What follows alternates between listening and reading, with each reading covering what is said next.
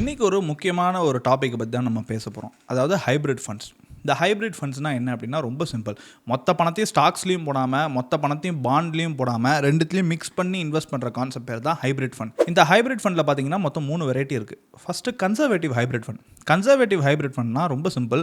Equity போர்ஷனை கம்மியாக வச்சுப்பாங்க. அதாவது ஸ்டாக்ஸில் ரொம்ப கம்மியாக இன்வெஸ்ட் பண்ணுவாங்க. மேக்ஸிமம் 25% தான் இன்வெஸ்ட் பண்ணுவாங்க. மினிமம் 10%. 10லேருந்து 25% தான் ஸ்டாக்ஸில் இன்வெஸ்ட் பண்ணுவாங்க.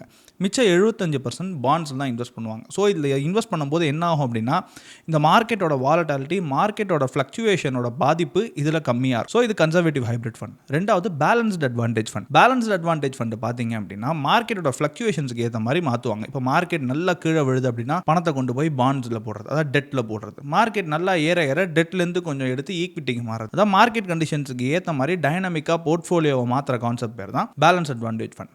மூணாவது பார்த்தீங்கன்னா மல்டி அசட் அலோகேஷன் ஃபண்ட். இப்போ மல்டி அசட் அலோகேஷன் ஃபண்ட்னா சிம்பிள். பணத்தை டிஃப்ரெண்ட் அசட் கிளாஸில் இன்வெஸ்ட் பண்ணுறது.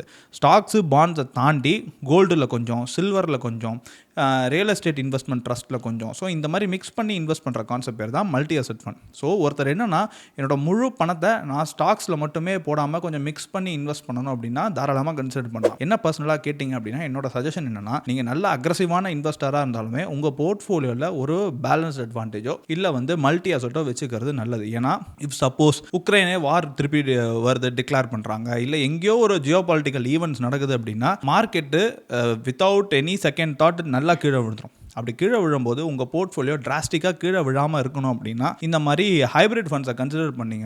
ஒரு இன்வெஸ்டர் ஃபுல்லாக ஈக்விட்டி மியூச்சுவல் ஃபண்ட்ஸில் தான் இன்வெஸ்ட் பண்ணியிருக்காரு. அவரோட போர்ட்ஃபோலியோ ஒரு 10% கீழே விழுந்திருக்கு அப்படின்னா உங்கள் போர்ட்ஃபோலியோ ஒரு 8% கீழே விழுந்துடும். ஸோ இந்த மாதிரி ப்ளே பண்ணும்போது என்ன ஆகும் அப்படின்னா உங்கள் போர்ட்ஃபோலியோ ஓரளவுக்கு பேலன்ஸ்டாக இருக்கும். ஸோ அதனால் நீங்கள் ரொம்ப நான் ரிஸ்க் எடுக்காத நபர், ஆனால் எனக்கு எஃப்டியை விட கொஞ்சம் அதிகமாக ரிட்டர்ன் வரணும் அப்படின்னா கன்சர்வேட்டிவ் ஹைப்ரிட் ஃபண்டை கன்சிடர் பண்ணுங்கள். இல்லை எனக்கு நான் ரிஸ்க் எடுக்க ரெடி, ஆனால் கொஞ்சம் மாடரேட் தான், அதாவது ஓரளவுக்கு பேலன்ஸ்டாக இருக்கணும், எனக்கு ரிட்டர்னும் வேணும் அண்ட் ஆனால் அந்த அளவுக்கு நான் ரிஸ்க்கும் எடுக்க விரும்பலை அப்படின்னா பேலன்ஸ்ட் அட்வான்டேஜ் ஃபண்ட் கன்சிடர் பண்ணலாம். பட் இதுலேயும் ரிஸ்க் இருக்குது, இல்லைன்னுலாம் கிடையாது. ஒரு பியூர் ஈக்விட்டி மியூச்சுவல் ஃபண்டை கன்சிடர் பண்ணும்போது இந்த பேலன்ஸ் அட்வான்டேஜ் ஃபண்டில் ரிஸ்க் கொஞ்சம் கம்மி கம்பேர்ட் டு தட். இல்லை எனக்கு என்னோட பணத்தை நான் ஒரே அசட் கிளாஸில் இன்வெஸ்ட் பண்ண விரும்பலை, வெறும் ஸ்டாக்ஸில் மட்டும், வெறும் டெட்டில் மட்டும், இல்லை வெறும் கோல்டில் மட்டும் நான் இன்வெஸ்ட் பண்ண விரும்பலை, பிரித்து டைவர்சிஃபை பண்ணி இன்வெஸ்ட் பண்ண விரும்புகிறேன் அப்படின்னா நீங்கள் வெறும் சிம்பிள் மல்டி அசட் அலோகேஷன் ஃபண்டில் இன்வெஸ்ட் பண்ணுங்கள். ஏன்னா உங்கள் பணம் ஸ்டாக்ஸ்லேயும் இருக்கும், டெட்லேயும் இருக்கும், கோல்டுலேயும் இருக்கும், சில்வர்லேயும் இருக்கும். உங்களோட கோல்ஸ், உங்களோட ரிஸ்க் அபிடேட்டுக்கு ஏற்ற மாதிரி உங்கள் போர்ட்ஃபோலியோவை பேலன்ஸ் பண்ணுங்கள். திருப்பி ரிப்பீட் பண்ணுறேன்,